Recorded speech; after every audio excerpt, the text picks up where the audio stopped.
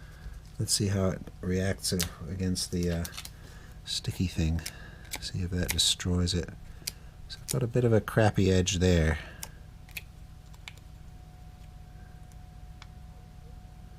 Oh, I did see that little bit of dust as I was putting it down. Didn't realize it was that far underneath. I did see that. So there's a tiny bit of dust that's just got one part of itself under the edge there. I'll have a go at pulling that out. If I can get it with my nail, that would be preferable. There we go. Oh, yeah. Yep. That's all right.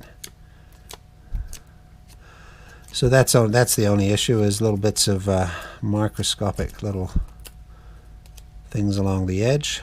But that's why they give you that handle. Funny how they go to all that effort to package this all up with all this technology and packaging and everything. They don't even think, oh, maybe we should put some instructions in here. Oh no, the web team will have it up before anyone buys it. Instead, we'll print a thing that says, congratulations on being one of the first customers to receive our day one stock. We were determined you received them as soon as they became available. As this is our initial stock, you'll be among our first customers to offer feedback. If you have any issues, well, give us some goddamn instructions. Day one at olixar.com. Well, I'm going to email them and say, how about some instructions? Instead of this, you know, they were able to print that and stick it in all the packages. Oh, I'm such a moaner.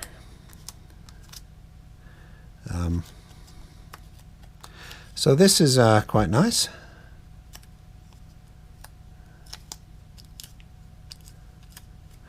It's just got a bit of a sticky feel to it. Obviously I'm going to have to make it all gungy. Here we go. Yeah, it feels a bit sticky. I'm going to put all this stuff away for the next time I do a screen. I'll give them some feedback. Instead of printing first day notes, how about printing instructions? And that's the washing. Oh, what about that little washing thing? I wonder if I can use that on it. Let's use that on it. Now it's washing plastic, of course. I just want it to remove that kind of initial stickiness.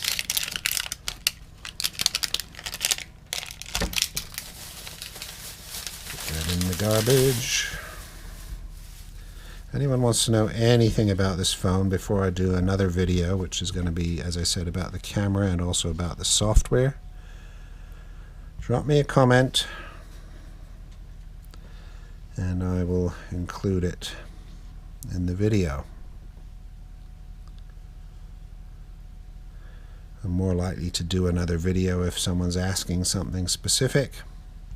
I think my last video was that. Someone asked something specific, so I thought, oh, about a completely unrelated phone. So I just gave my comment on it. There we go. Very nice. Obviously this is going to fit in here very nicely without any dramas. And it's not going to make any difference to how this sits because it is so very, very thin. Yeah, that's nice. I like it. I'll give you a short preview of what we're going to be looking at when I get into the software.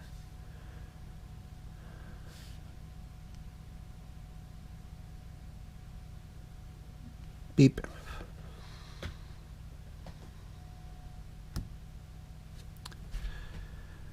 I think first time it's going to make me sign in with the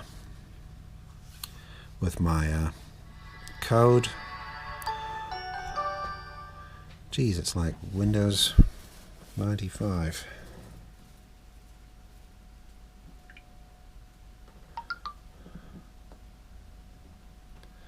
Okay.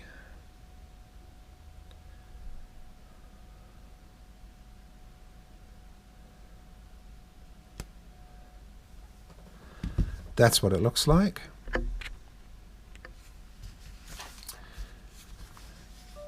Oh, it's so shiny. All you can see is me and you can see up my nose. Oh, nice. Yes, lovely. It's not very good, is it? So in any case, there it is. Cover down. The the clock and the little weather icon goes there, and for some reason it tells you your footsteps. And then it vanishes. But I think the point is, if you pick it up, it should come on. I think that's if it's sat around. I mean, my other phone, the Lumia, did that. You pick it up and it would come on. And if you open it, you get that. And it's trying to recognize my face. Face not recognized. But if I go over here and point it at me, boom, straight into Windows. Oh my God. Yep, there we go. So that's how that works. Oh, very good. We'll talk about that in the next video.